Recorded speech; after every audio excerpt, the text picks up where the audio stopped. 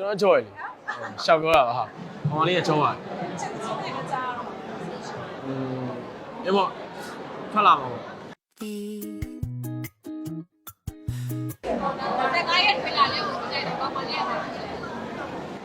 စင်ပြပါရဲ့ကောင်းတယ်ပဲပြောပါအဲ့ဒီကတော့ပြီးသွားပါပြီဒီကတော့တော့လည်းခုကအဆင်ပြေအောင်နေပါပြီကိုလိုလေးကိုလုပ်ပြီးစူးစမ်းတယ်ဒါပါပဲဝါဆိုရဲကဘာလဲ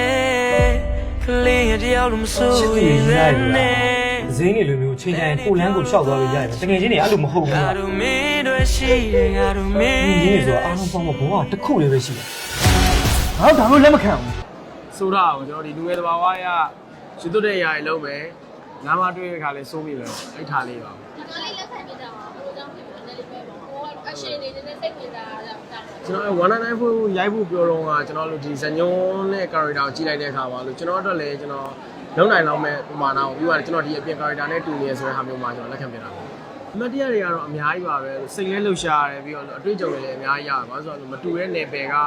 အကိုရီအမတွေရောပြီးတော့ကိုတက်တီးရဲ့တဲ့အကိုအမတွေရောပါဝင်တဲ့အခါမှာစိတ်လဲစိတ်လှုပ်ရှားသလိုမျိုးတွေ့ကြုံလည်းအများကြီးအခန်းကတော့လို့ကျွန်တော်တို့ class ထဲမှာတချင်းဆိုတဲ့အခန်းပေါ့အဲ့အခန်းအမှတ်တရပါလို့ဆိုတော့ကျွန်တော်အဲ့နေ့ကနေရှိုးကနေပြန်လာအချိန်မှာကျွန်တော်လမ်းမှာမအိပ်ရသေးဘူးမအိပ်ရသေးတော့ကျွန်တော်တို့ဝင်ရိုက်တဲ့အချိန်မှာကျွန်တော်တို့ကျွန်တော် dialogue မှားတာပေါ့အဲ့အချိန်မှာအကူမတွေကဝင်ပြောတဲ့အချိန်မှာအဲ့လိုကျွန်တော်တယောက်စားနှစ်ယောက်စားနေပြောတယ်ကျွန်တော် pressure ဖြစ်ပြီးရောလို့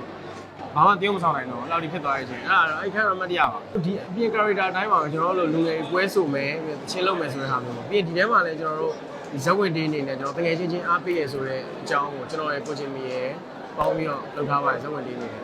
အဓိကလို့ကျွန်တော်ပြောတဲ့လေးသိန်းပေါ့နော်လို့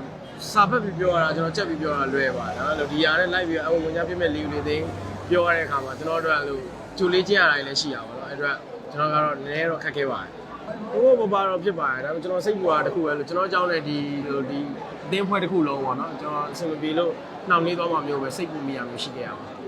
ရှယ်ခဲ့ကြပါကျွန်တော်ရုပ်ရှင်တွေအတိုင်းပါပဲပါကျွန်တော်အေးဆေးပါစိတ်ချမ်းသာနေရတယ်ကောင်းပါတယ်ဘရိုင်ကလည်းကျွန်တော်ပြောရမြင်တော့သူတို့လည်းပြောပါတယ်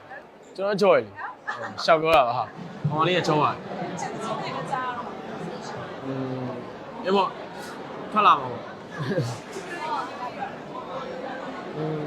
ခုနောက်ပိုင်းတော့အဲ့လိုကျွန်တော်တအုပ်တယောက်ကိုရည်ရွယ်တာတဲ့လို့ကျွန်တော်9000နဲ့သူတိုင်းခံစားနိုင်ဖို့ကျွန်တော်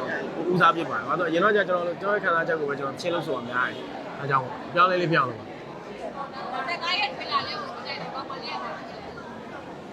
။စင်ပြပါရဲ့။ကောင်းတယ်ပဲပြောပါတယ်။အဲ့ဒီကတော့ပြီးသွားပါပြီ။ဒီကတော့တော့လည်းခုကအစင်ပြောင်းနေပါပြီ။ကိုလိုလေးကိုလုပ်ပြီးစူးစမ်းတယ်ဒါပါပဲ။ကောင်းပါလေးကိုဘယ်လောက်အောင်စနေလဲ။ပြီးပါတယ်။ကောင်းပါတယ်ဇာကားအကြောင်းလေးပဲကျွန်တော်မေးလိုက်ရအောင်နော်